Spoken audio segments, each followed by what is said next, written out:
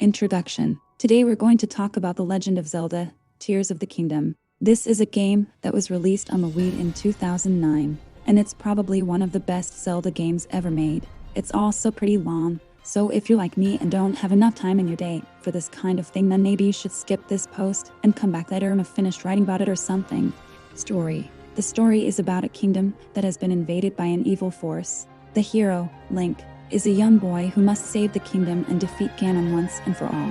Along the way, he will meet many people who have their own stories to tell, each with its own unique personality and perspective on what's happening in Hyrule. The story is told through cutscenes, short scenes showing events from different perspectives, usually in chronological order, but sometimes not. But they're often accompanied by music which sets both moods, elevating your heart rate, and provides clues as to where you need go next in order for those events to take place successfully.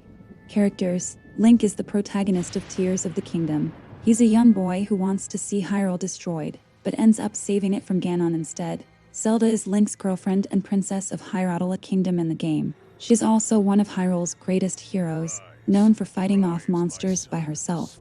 Ganondorf is Zelda's uncle and often referred to as the king. He was once kind-hearted until being corrupted by power after being cursed by an evil wizard who lived long ago on Death Mountain near Hyrule Castle with his wife Midna, also known as Princess Zelda. Midna helps Link throughout his adventure while trying to save her own life from Ganondorf's clutches. Unfortunately, she doesn't make it out alive either, but we'll get into that later. Gameplay. The Legend of Zelda, Tears of the Kingdom is a side-scrolling action-adventure video game. The player controls Link as he travels through Hyrule, fighting monsters and collecting items to help him in his quest. The game is played from a top-down perspective and features two playable characters, Link and Zelda. The gameplay consists of exploring dungeons in search of treasure, defeating enemies along the way, and finding new items to aid or harm you depending on your needs at that point in time. Link's primary weapon is his sword, but he can also equip other weapons such as bows or shields during certain boss fights. Graphics. The graphics are beautiful, very detailed and colorful. The game is very smooth, fun to play, and a lot of fun. A solid Zelda game. I'm not much of a gamer, but I can say that this is a solid Zelda game.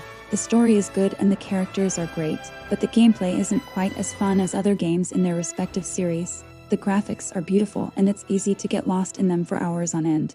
Conclusion. I have to say, it was a nice change of pace to play a Zelda game that didn't involve me being an adult, and instead let me play as a child. It was also very fun to see the characters in their period costumes, and how they interacted with each other. This game does not have much replay value, but it is still worth playing if you want something new or haven't played any Zelda games yet or both. If not for other reasons, why then go ahead and give it a try.